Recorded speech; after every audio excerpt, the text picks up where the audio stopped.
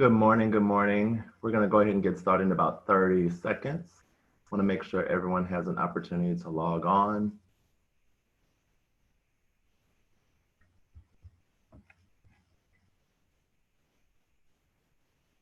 Good morning, good morning. Hoping everyone is having a great start of the day. Good morning to you all. We have a pretty packed hour with specific guidance and frameworks that we hope will be helpful to you as you navigate the openings of schools. So let's dive in. Welcome everyone to Module 1 of our series on adapting or adopting remote resilient curriculum. Throughout this webinar, we'll be referencing terms, and we want to make sure that we all have the same understanding. So please reference the glossary found in the TEA system reflection tool that's being chatted out. We'll go make sure that's being chatted out to you. And then go ahead and place any questions or comments that you may have in the Q&A section, and we'll be sure to address them towards the end. We ask that you please use the Q&A section for any questions and not the actual chat function. And leading the call today is myself, Jabari Sims. I started my career in education in the Houston Independent School District back in 2001 as a third grade teacher. And I'm currently Executive Director of District Partnerships at Instruction Partners. And this morning I'm joined by my colleagues, Brian Hearn, Managing Director of Instructional Support for our Texas District and Charter Partners, and Kelsey Hendricks, Senior Director of Custom Services, who designs our work to meet the needs of our Texas partnerships. And here's our mission at Instruction Partners. Our mission has always been and continues to be, even during this pandemic, about supporting great instruction and student learning. And that's especially true in this moment when we have to rethink so much about how instruction is delivered and supported for students. And in all our supports and recommendations, we keep in the forefront of our work the needs of our 4 priority students. Our current reality. In the context of our current reality, the alignment of instruction to standards with all students mastering it becomes even more essential. We know that the pandemic and subsequent rapid evolution of school models has further illuminated inequities that have always existed. Students of color, students experiencing poverty, and emerging bilingual students have had less access to rich, engaging instruction at grade level. Teachers have been asked to perform a daunting task, recreating materials to serve the needs of students across multiple settings. And access to the technology required to engage virtually is varied, and there's an additional challenge in providing appropriate remote instruction for young and diverse learners. We see across Texas, every teacher is going to be asking the same 2 essential questions this fall. How do I make sure all of my students experience high quality, TEKS-aligned instruction, regardless of their learning environment, regardless of the level of their connectivity? And how do I do that without seeing all or some of my students in person every day? And while that current reality is daunting, there are research-based practices that will have a positive impact on student learning, even with the challenges presented during the pandemic. There are 4 key resources all students should have access to as we forge a pathway forward. Those include consistent opportunities to work on assignments aligned to grade level standards, strong instruction where students do most of the thinking in a lesson, deep engagement in what students are learning, and teachers who hold high expectations for students and believe they can meet grade level standards. So to support those efforts, here's an overview of where we'll be heading in this 6-part series. We will seek to answer the questions of what districts might consider when you're designing for instructional quality, coherence, and continuity, and also explicitly how you might adapt or adopt curriculum for pre-K, math, reading language arts, science, and social studies. And finally, we'll round out our series by providing districts with actionable resources and considerations in implementing Texas Home Learning 3.0. Listed here are some guiding principles for consideration published in the TEA Planning Guidebook. For the purpose of this series, we'll focus on those three that are highlighted as the foundation for frameworks, decision-making, and considerations for adapting or adopting new curricula. These include identifying and meeting the needs of students, especially who need additional support, implementing high-quality instructional materials that can transition across models for all students, and finally, it's important that while we might be making these decisions now in response to the pandemic, they are not ones we anticipate abandoning and instead should persist beyond the crisis. So for today, here's what we're seeking to accomplish with our outcomes: identifying the key considerations for instructional quality, coherence, and continuity across instructional models in the fall, and providing a deeper understanding of how to leverage TEA's reflection tool to support upcoming instructional material decisions. We're wrapping up our opening, and I'll now hand it over to Brian, who will give us an overview of the framework. Thanks, Jabari. At the district level, y'all are making a lot of decisions right now on a very short timeline. You're working to ensure that those decisions align to your guiding principles and to what we know about how to best meet the moment. We have really deep empathy for you and your teams right now, and we want to introduce a framework that could help make some of your really tough decisions a little easier. At the heart of all decisions to be made is your district's response to this question: what should be true for teaching, learning, and student support across all school models?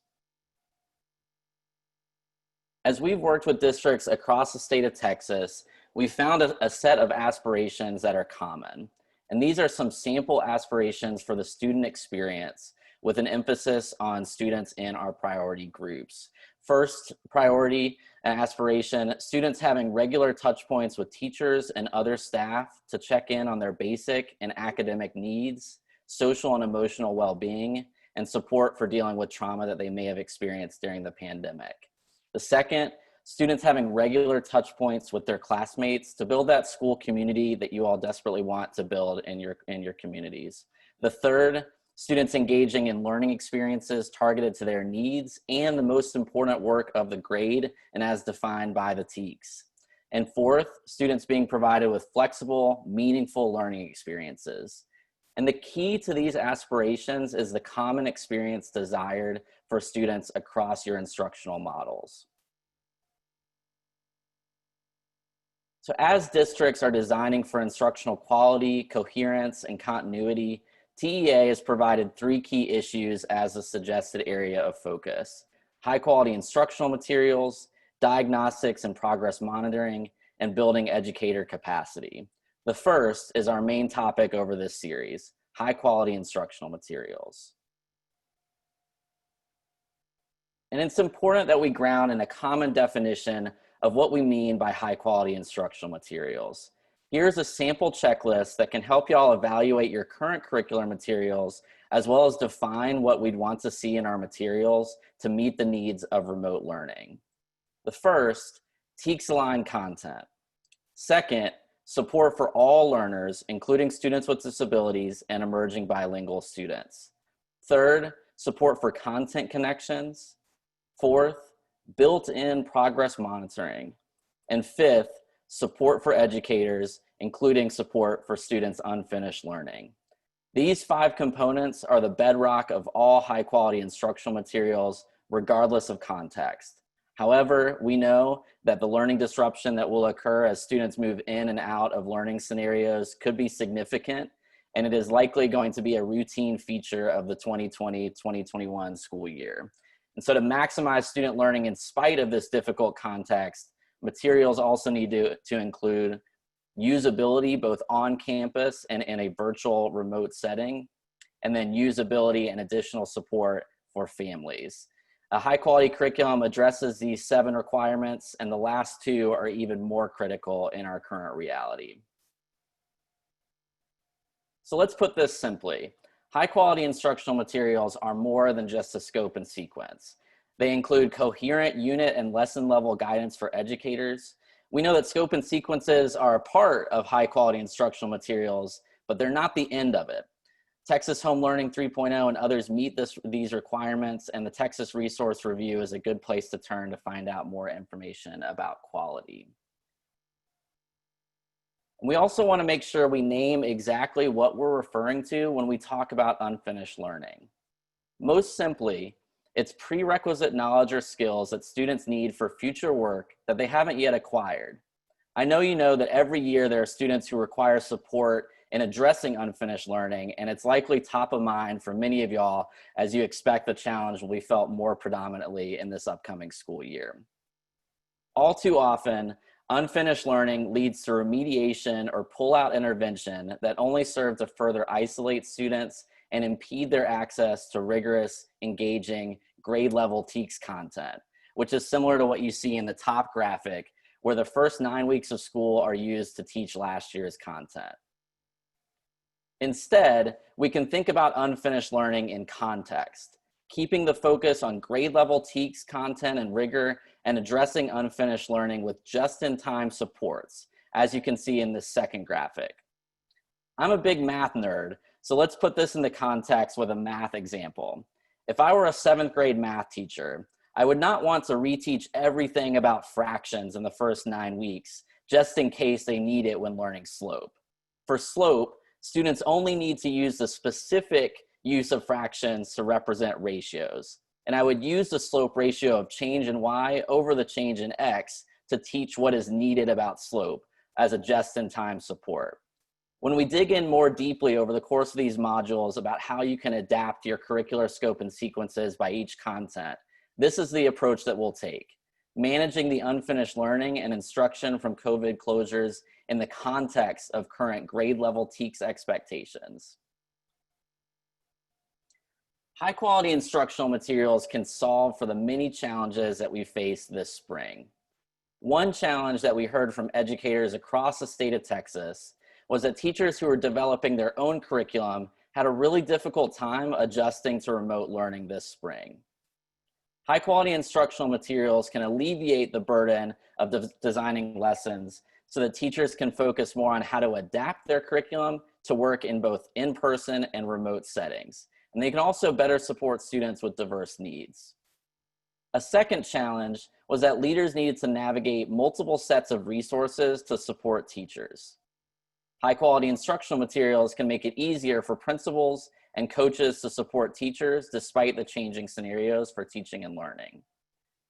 And finally, and perhaps most importantly, a third challenge is that schools are relying on groups of adults for an unprecedented amount of students' support, care, and guidance. High quality instructional materials can provide consistency and predictability for those supporting students while teachers remain the core instructors. I think we can all agree that high quality instructional materials are critical to meeting this moment. And one option to consider, and we'll get into in the 6th module, is Texas Home Learning 3.0. But we know that school is scheduled to start in just a matter of weeks. And you've already spent a lot of time thinking about what you're going to teach and how you're going to teach students. And now that we're stamping the definition of high quality instructional materials, and y'all have a deep interest in ensuring that your students are gaining access to high quality instructional materials, even and especially in remote learning, I'll bet that these are 2 questions that you have on your mind right now. 1, can I adapt what I currently have? Or 2, do I need to adopt something new? And as you start thinking about this process, you're likely leveraging many of the strong start tools shared by TEA, like this reflection tool. In particular, these 2 questions highlighted in the orange boxes can begin the decision-making process around instructional materials. Question 1, how effective were your instructional materials in providing high-quality instruction to all students? And question 2, does your LEA have a curriculum that provides high-quality instruction for all students? And can your curriculum easily transition between remote and on-campus learning environments for this upcoming school year? So let's think through a decision tree. The first question to ask at the top here is, do my materials align to that checklist, the key features of high quality instructional materials and the needs for remote learning? What are the gaps? Then you're faced with the decision to adapt your materials, which goes on the left, or adopt new materials on the right. If you choose to adapt, you're thinking about what would need to be changed in order to create the alignment that you need. Then, what are the capacity, allocation, and time needs to create that alignment? Or if you choose to adopt on the right, what are my options? And what are the capacity, allocations, and time needs? And at the end of the day, whether you decide to adapt or adopt, you're thinking about this key question: which pathway supports meeting what I want to be true for teaching, learning, and student support across all models? And we want to be clear that neither pathway is simple. And as you decide, we encourage you to think about what you want to be true for your system in your unique context. I'm going to turn it back over to Jabari, who will lead us through a few examples to help illustrate the decisions that need to be made relating to adopting or adapting resilient curriculum. Awesome. Thanks, Brian. So Brian walked us through that framework. We'll now use the case study of districts A and B to really illuminate even more around that decision making. As you can see, District A and District B are similar in size, and they both have a common ELAR curriculum. Both districts are trying to decide what adjustments need to be made to their curriculum materials for the upcoming year, just like so many of y'all listening. So each district, they began their process by answering the question, what do we want to be true for teaching, learning, and student support across all models? They then answered them in the sample aspirations that Brian shared earlier.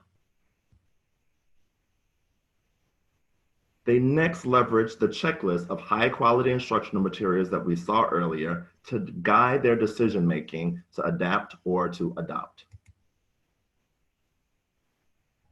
So then each district reviewed their current ELAR materials aligned to the key features of high quality instructional materials, including those needed for remote content.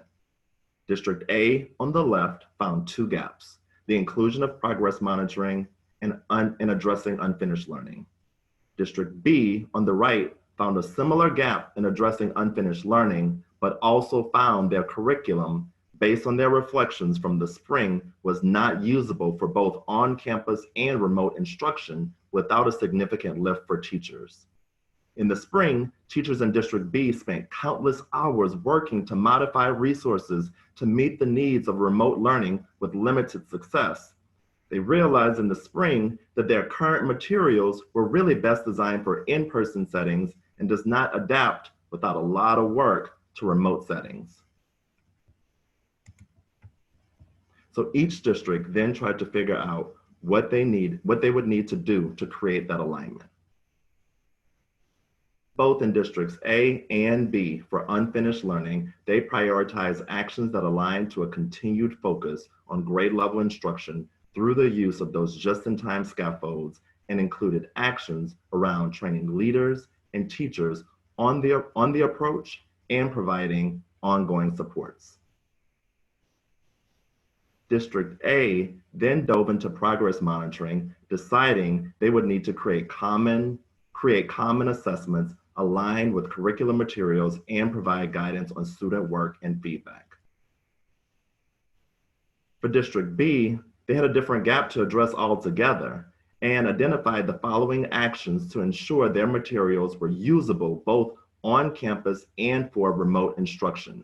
It's important to point out that the system realized they needed to identify a common learning management system to be used, provide training for teachers and leaders, and create the adaptations to materials at the system level to ensure consistency and that coherence. After identifying those gaps and needs, District A then created an action plan to figure out for each action they wanted to take, who in the system needed to own the action and the actual timeline. So here we see for unfinished learning, they would need to leverage, we see the actions there, we see the owners where they would need to leverage content supervisors for a large piece of this. And we also see that timeline, there was some pretty tight timelines to be able to meet all of the actions. For progress monitoring, those action steps included creating common assessments aligned with curriculum materials, leveraging content supervisors, and having Q1 assessments ready prior to the start of the school year. Similarly, District B completed the same thought process. In District B, school leaders are owning a portion of supporting unfinished learning, in addition to central office content supervisors. The district identified owners for ensuring materials were usable across settings, and they realized they would need to make a quick decision around an appropriate learning management system, as well as completing adaptations of materials in short order with school starting just a few weeks away.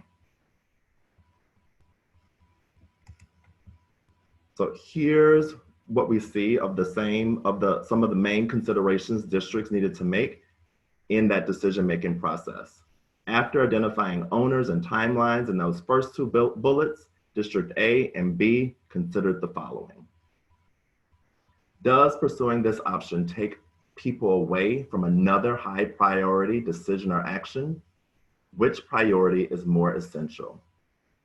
If you go down the alternative adapt or adopt pathway, could you reprioritize effectively? Who needs to be brought into this work to provide input or to build buy-in?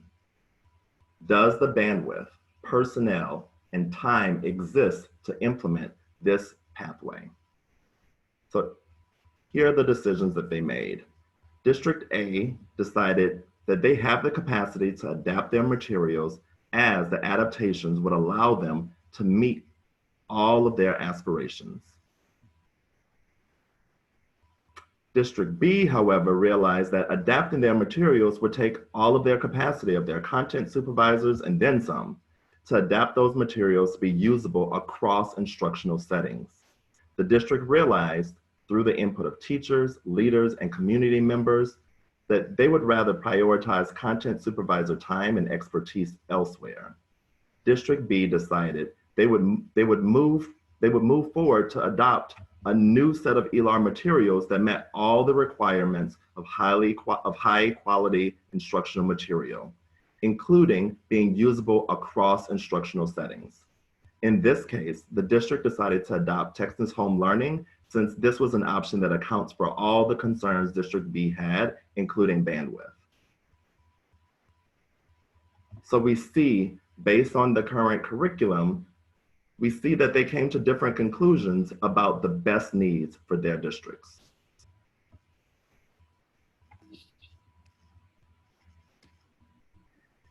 Let's also take a look at a third district, District C. This is a small rural district with a centralized common math curriculum. District C has similar aspirations to Districts A and B. And just like the other two districts, they conducted a review of their current math materials against the checklist for high quality instructional materials and the needs for remote learning. Similar to District A, who wound up deciding to adapt, District C found gaps in built-in progress monitoring and addressing unfinished learning. District C then identified what they needed to create alignment in each area. Similar to District A, they placed a focus on just-in-time scaffolds through scope and sequence adaptation and training teachers and leaders on their approach.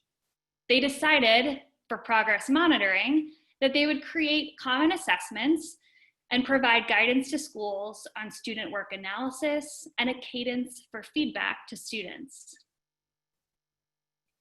District C then went through the same action planning process as Districts A and B, as they worked to align owners and timelines. Unlike Districts A and B, however, District C's curriculum staff is just their Director of Curriculum and Instruction. They assigned the Director of Curriculum and Instruction the actions for both unfinished learning and for progress monitoring. They also plan to leverage their ESC support to accomplish some of the actions inside of unfinished learning, as well as progress monitoring. District C, like many of you, recognized they needed to complete their actions on a really short timeline, including getting all common assessments for Q1 completed 2 weeks prior to starting school. After considering owners and timelines, District C realized they were going to take the full bandwidth of their Director of Curriculum and Instruction with support of their ESC to adapt their materials. They thought deeply about this third question, trying to name the most essential priorities for ESC support and for their director. They also sought feedback from teachers and leaders to help them identify which is the highest priority and how can they best leverage their ESC support and their Director of Curriculum and Instruction. District C came to the conclusion that they needed their Director of Curriculum and Instruction and the support from their ESC to be leveraged in places other than designing common assessments or adjusting scope and sequences. They realized that if they moved down the adopt pathway, they could reprioritize the time and expertise of their director and ESC more effectively. As a result, District C chose to adopt a new set of math curricular materials. District C, like many of you, starts school in just a few weeks, and their decision to adopt materials similar to the decision made in District B is not one that's simple. The actions that they're thinking about need to be implemented swiftly to ensure that the actions that they're thinking about need to be implemented swiftly. And these are the actions to implement high quality instructional materials that we'll talk about in Module 6 as we discuss Texas Home Learning 3.0. No matter if you're District A, B, or C, we know that the common goal for all of you is to maximize student learning this fall in spite of our current difficult context. High quality instructional materials, whether you choose to adapt your current ones to meet the definition or adopt new ones, will have an impact on student learning because they include instructional coherence from one lesson to the next, with coherence embodied in the materials themselves in case students miss a class. They have consistency across lessons and routines so that lessons follow a predictable pattern and are easy to use. The materials include built-in accommodations where feasible for students with disabilities and emerging bilingual students. And finally, they also offer flexibility to be used in person and remote learning scenarios. As a district, once you've made a decision about whether to adapt your current materials to meet the high quality instructional materials bar or adopt, I'm sure questions are already starting to pop in your head about how you might actually do that. Even with high quality instructional materials, we still need to dig in by content to really get at the how of both adapting and adopting. Across all contents, you're going to be asking three main questions as you figure out how to adapt or adopt. Number one, what is the priority content?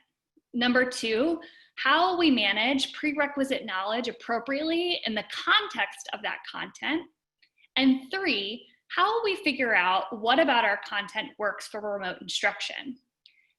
The key is how we do this is based on the structure of each content itself. And we'll be diving into this over our next 4 modules together. But let's look at science as an example. We know science is defined by the TEKS as a combination of engagement in scientific practices to derive evidence and understanding of science ideas and reasoning with evidence through the lens of interdisciplinary themes. As a result, we ask students to construct evidence-based explanations of natural phenomena. And you also know from TEKS that science is not structured like this Venn diagram, where students learn facts and theories separate from learning experiences that cause them to ask questions and wonder. It's not individual disciplines, nor is it labs without a phenomena to figure out or a problem to solve. And because of the structure of science as a content, in our module on science and social studies, module 5, we'll be using this framework to help you answer those 3 key questions about priority content, unfinished learning, and instructional setting. For science, the priority content is certain components of instruction, We want all students to engage with phenomena across instructional settings and need to make that a priority. We then consider and plan for unfinished learning heightened by COVID closures, and finally plan for the instructional setting. Across all three pieces of this framework, we're thinking about quality, coherence, and continuity. And this is the type of thinking we'll engage in over the next 5 modules, using frameworks for individual contents to provide you with actionable takeaways to support the work that's happening now in your districts. We'll continue our series on Wednesday by thinking about how we adapt or adopt pre-K curriculum, followed by math on Friday, July 31st. We'll kick off our next week on Monday, August 3rd, by looking at reading language arts curriculum. On Wednesday, August 5th, we'll look at science and social studies curricula, and then we'll round out our series with Module 6 on implementing Texas Home Learning 3.0. For those of you who are like me and need a streamlined process, here's an example of the actions that you might be able to take in your district from our time together today to begin the process of figuring out if you should adopt or adapt your materials. You can review survey data from the spring on remote learning to inform your approach. You can assign staff roles and responsibilities for curriculum review and ongoing implementation. You can conduct materials reviews for each content area for alignment to key features of the high quality instructional materials, including those that are needed for remote instruction. And you can also review Texas Home Learning 3.0 materials when they're available to see if they meet any of your local needs. At this point, I'm going to turn it over to Dana from TEA to share more about Texas Home Learning 3.0 before we transition to some Q&A. Thank you, Kelsey. This is Dana Moyer from Instructional Materials at the Texas Education Agency. I'm also joined by Leslie Patton, who's been working on Texas Home Learning. And I wanted to give a brief overview of what we can share so far about Texas Home Learning. I know people are very excited to see the materials and learn more about Texas Home Learning. It is a freely available, totally optional suite of resources that districts can choose to adopt in whole or in part or not at all. Texas Home Learning includes curricula for pre-kindergarten through 12th grade, aligned to our Texas standards, and updated for our current learning environment. There's technology included, a suite of technology tools, including a learning management system and professional development resources available on how to use the specific curricula included in Texas Home Learning. Again, these are totally optional resources. A district could choose to use one of the curricula, all of the technology, none of the professional development, any combination of the three. You can go ahead to the next slide, and please continue to put questions in the Q&A. Each curricula is a full package. So it's a full package of digitized resources that are customized for Texas. You can see on the left-hand side what subjects are included in Texas Home Learning, because it is not all pre-kindergarten through 12th grade. So for pre-kindergarten, it's an integrated curricula for all content areas. For math is available pre-K through 12th grade. ELAR is available pre-K through 12th grade. SLAR is available pre-K through 5th grade, and science and social studies are also available pre-K through 5th grade.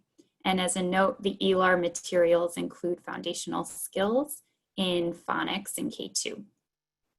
Every Texas Home Learning package, like I said, is a comprehensive resource that includes unit plans and daily lesson plans aligned to Texas standards, built-in progress monitoring, a digital format with printing capability. We heard loud and clear from previous use of Texas Home Learning 1.0 and 2.0 that having a printable option was very popular and very useful. So that continues with digital and printing. There's formative and summative unit assessments, teacher, student, and family supports, and built-in accessibility supports for all learners. So again, Texas Home Learning is meant to be a comprehensive package that districts can opt into for any number of grade levels or choose not to adopt. So we're getting a lot of questions in the chat or in the Q&A. Please continue to add them, and we're going to go ahead and answer some of those live. So let's see. First, we're getting several questions about the webinar is being recorded and posted on TEA's website. Every webinar from this series will be posted on the Strong Start website. So yes, everything will be available. And this one should be posted later today. So throughout the webinar series, we'll work to get them posted later the same day. And let's see. Just checking the questions. There's a question about the LMS being offered in the technology. Leslie, do you want to jump in with any information we can share about what will be included in the LMS? Yeah, so we are very excited to announce the LMS very soon. Look for that over the next few weeks on future calls. So we'll stay in touch with that very soon. And then, of course, questions about when Texas Home Learning 3.0 will be released for preview and planning. We know people are very excited. I think it's coming very soon. Leslie, any more specific information? Yeah, so we hope to have training materials out as well as some sneak peeks in the coming weeks. And as far as actually releasing the content, that'll start rolling in August.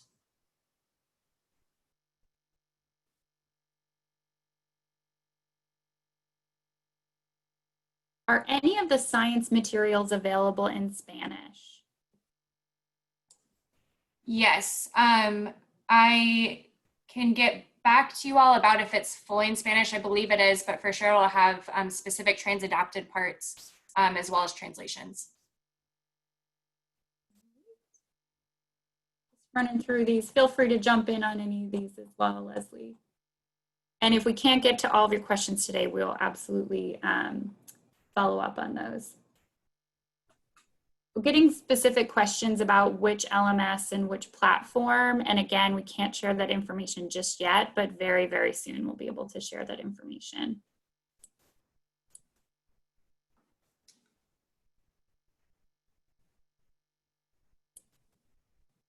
I'm reading through these questions too, so I'll answer them as I come across them. Yeah, keep sending them in. Getting a question about will Texas Home Learning follow the TEKS resource for scope and sequence? So each curricular product will have its own scope and sequence that will be released as soon as it is available.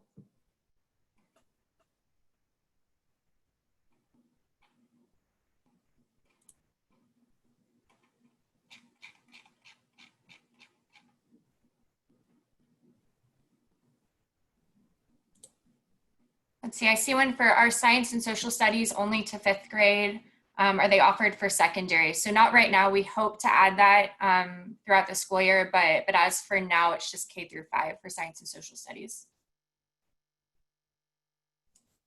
Got a question about accommodations modifications being addressed. I think that question is about whether they're in the instructional materials as part of Texas Home Learning.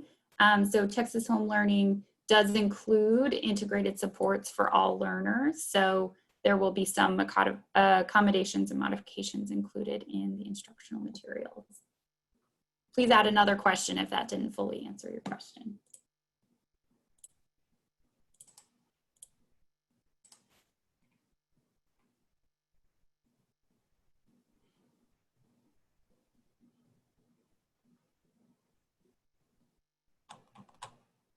Let's see. Again, getting a question about where these webinar materials will be available is on the Strong Start site on the TEA COVID guidance. And then I see a question for our pre-K materials and LMS going to be developmentally appropriate for 4 to 5-year-olds. Yes, they will be. We're taking that into account, especially in a remote environment.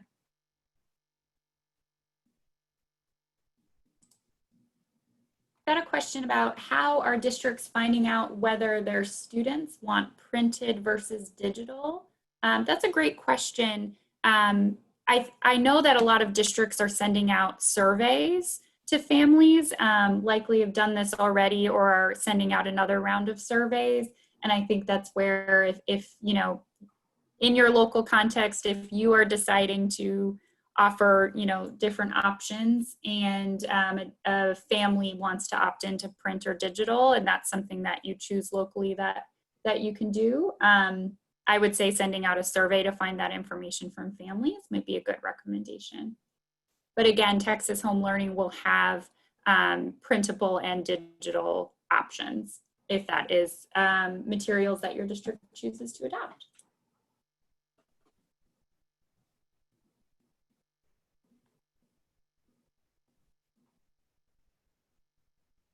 Got a question about who is tasked with creating the curriculum, scope and sequence and materials. Leslie, do you want to answer that one? Speak to the curricular providers generally.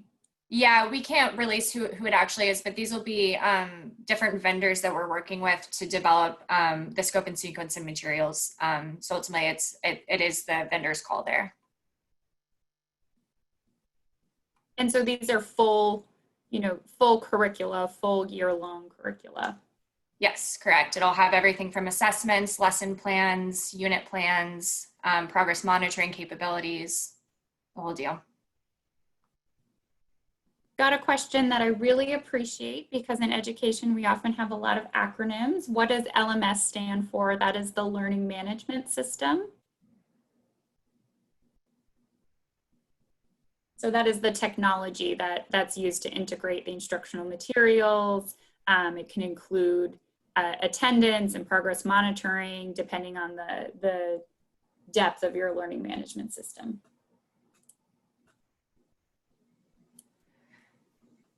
Let's see, I see a question. It says, I may have missed this, but will each content area have a scope and sequence we can view soon? Unfortunately, not at the moment. We are customizing these materials to fit the current environment. So a lot of these we're going to be creating throughout the year. For the following year, we will for sure have a scope and sequence that can be customizable. But because we're creating it to fit the current environment, that's not going to be available out of the gate. Also got a question on, could using Texas Home Learning be up to an individual teacher or must it be a district-wide decision? And I'm going to answer that it doesn't need to be a district-wide decision, but whether or not individual teachers could use it would definitely be a local decision. So a district could decide to fully adopt, or they could say, this is something that you may use if you'd like as an individual teacher. You know, Texas Home Learning is by no means in any way required or mandated. It is totally up to the local decision-making process on if or how it's used.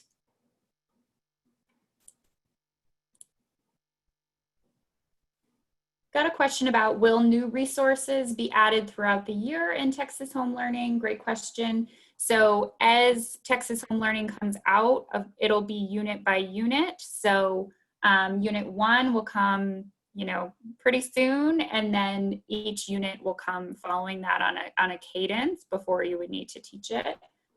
So the units will be coming throughout the year. In terms of new resources, each units will include progress monitoring, assessments, as we've said. So those will come out.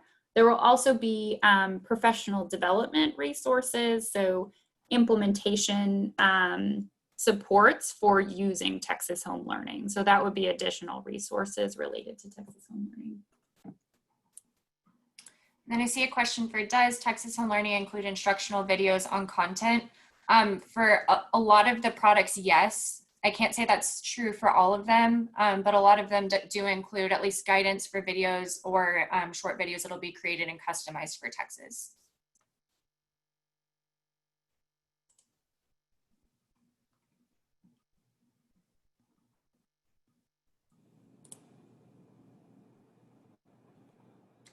Got a question about, is Texas Home Learning designed around the TCM-PC units of study? I think that's Teachers College. Not 100% sure, but it is, so again, it's full curricula that are aligned to Texas standards. So it's not designed around any other particular resource or scope and sequence.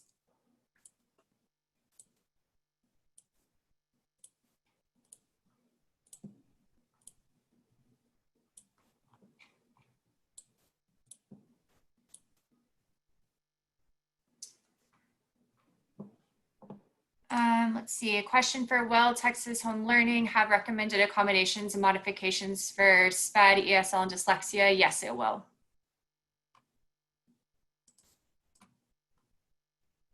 Getting a question about whether the webinar recording will be captioned. And I just want you to know I'm working on the side to get an answer to that. I don't know the answer to that, but I'm trying to get an answer to that. So thank you.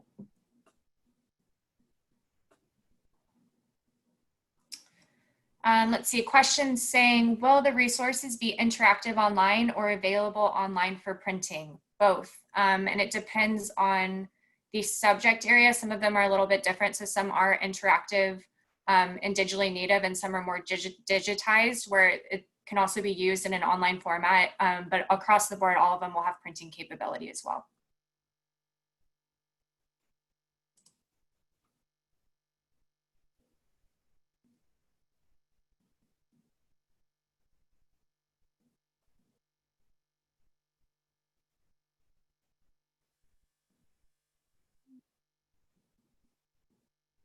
See, another question on information on what time period Texas Home Learning 3.0 would be available at no cost. So all of this is at no cost. So there wouldn't be a cost associated with adopting it, if that is answering your question. Got a question about the full year curriculum. Is it only for elementary? So just to summarize what's available in Texas Home Learning, Grace, if you could go back one slide real quick, you can see if you go back one slide that pre-K through 12th grade for math and ELAR will be available, but SLAR, science, and social studies are only for elementary.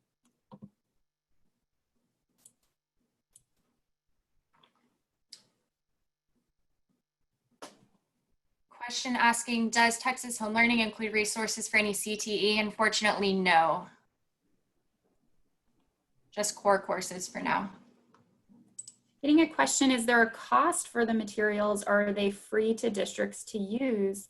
And they are free for districts to use.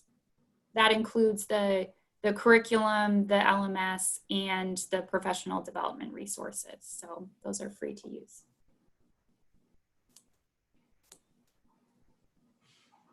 Got a question about what vendors we're referencing in developing the scope and sequence. So these are curricular products, so they're full curriculum. So I'm referencing the curriculum vendors who built and created the curriculum. So they developed the scope and sequence, the units, and all the materials that go with it.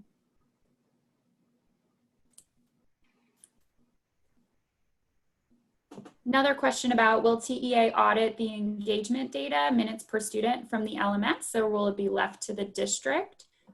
Leslie, correct me if I'm wrong. I'm pretty sure that the use of the LMS is totally up to the district. Yes, totally up to the district. Mm-hmm. And then I see another question about the LMS. How many years is it provided at no cost? It'll be 2 years.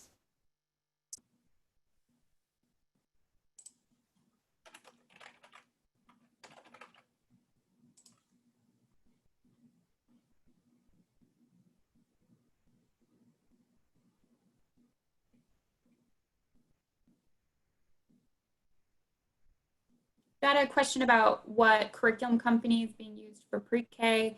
We cannot answer that just yet, but we'll be able to very soon. See, as far as math courses included at the high school level, it'll be Algebra 1, Geometry, and Algebra 2. Another question, are the materials free to parents? I think a really exciting part of Texas Home Learning is we're working to make it as open to Texas as possible. So that would include families. So parents could see what their kids are learning.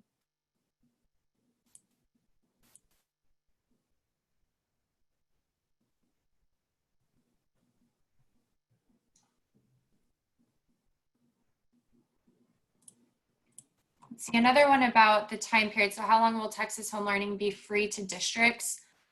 This is going to be a little bit different depending on the product, but the LMS is for 2 years, and then every other curricular resource will be at least 2 years, some of that going up all the way to 6 and 7 years.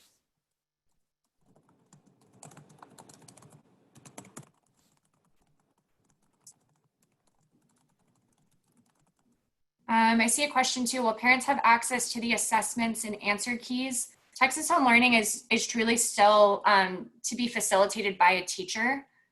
So ultimately, it is my understanding that the teacher will still have all of the answer keys. How a teacher wants to facilitate that process in the classroom is up to the district and the teacher for now. So.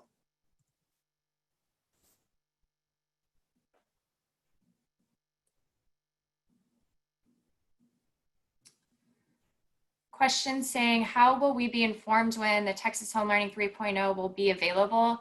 We're making several updates and announcements on superintendent calls, ESC calls, as well as any webinars that TEA is putting on. So just stay tuned. We'll post anything on the website as well that we announce on those calls. Question on material for high school Spanish. Currently, no for high school.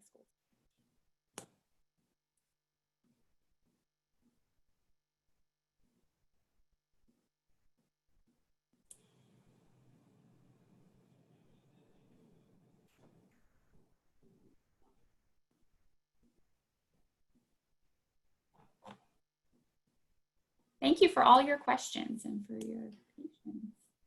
Let's see. As far as a direct link to the website where we're posting this, I will put that in the chat. It's just TEA's COVID-19 site. There's already links to some of the slide decks that we've presented with at superintendent calls and ESC calls on there with regards to Texas Home Learning. Leslie, can you type the answer for what was the response to which high school math courses will be offered? We got a request to have that answer typed. Yeah, I will.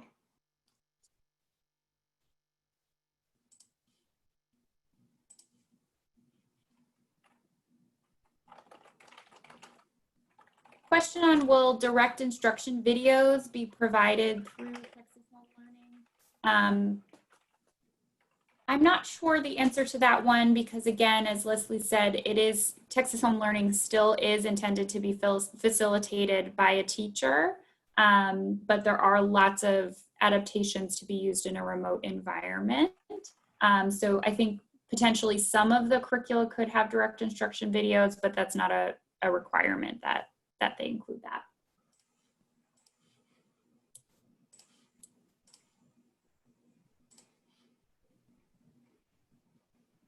Got a question about the previous iterations of Texas Home Learning. So potentially a district is using Texas Home Learning 1.0 or 2.0 for summer learning support. And want to mention that this is Texas Home Learning 3.0 is very different in that it is, full curricula with the LMS.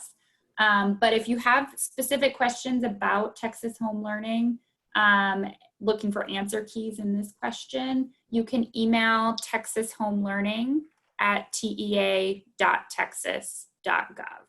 So any specific questions, again, that email, I'll actually type it in the answer as well.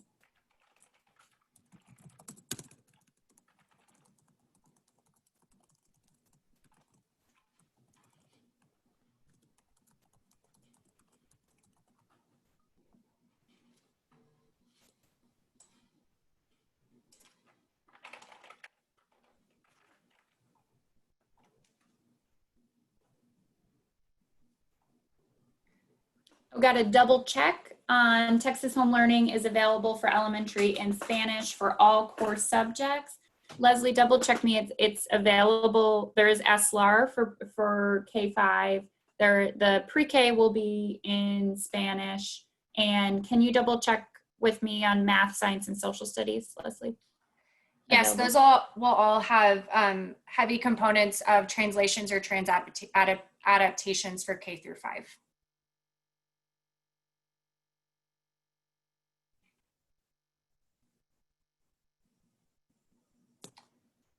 I see a question too about what type of technology is required to support this. So Texas Home Learning is not providing any of the technology needed to implement this. So things like computers at home and internet will still need to be provided by the district in order for this to be fully implemented. And Operation Connectivity is a great resource to check out for that as well.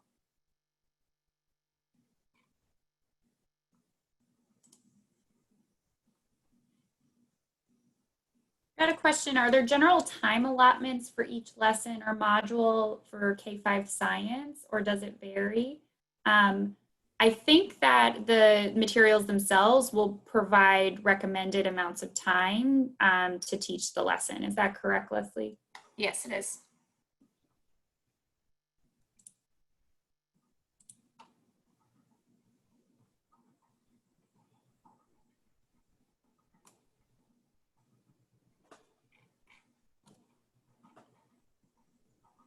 I see a few more questions about direct instruction videos being provided. A lot of the curriculum vendors are providing videos like this. It won't be offered likely for every single subject at every grade level, but it'll be a component of many of them.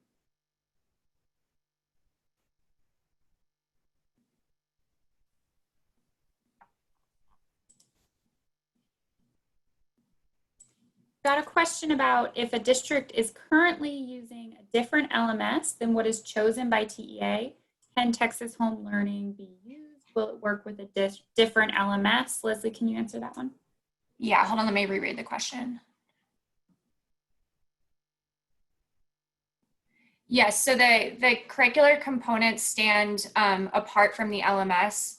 So if that is what you're asking, yes, any of these can be used separately or all together. So it doesn't have to be a full adoption of the full suite of resources like we had on that slide. It can be a pick and choose part of that. So if you just wanted one grade band for curricular materials, you could just take that. If you wanted the full suite, you could adopt that for free as well. And any of these resources are compatible with any LMS.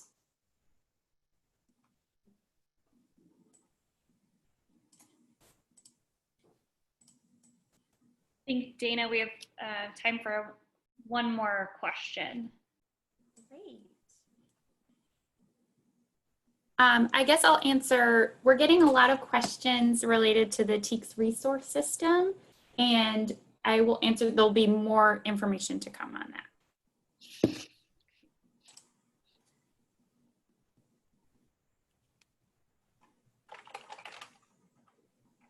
All right, well, we want to thank you and close things out on behalf of Instruction Partners and TEA. We want to just thank you for your participation and your engagement today. We ask that you please take the next 4 to 5 minutes to provide us some feedback, as well as any specific questions you might have about the upcoming modules using the link or using the QR code there.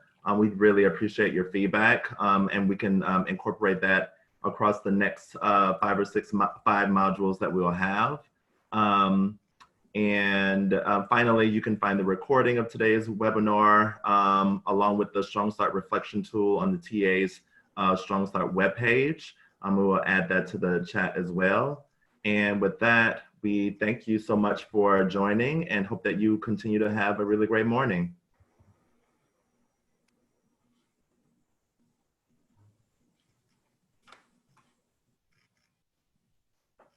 And we'll just leave the QR code here in the link so we can get that feedback from you for another minute or two.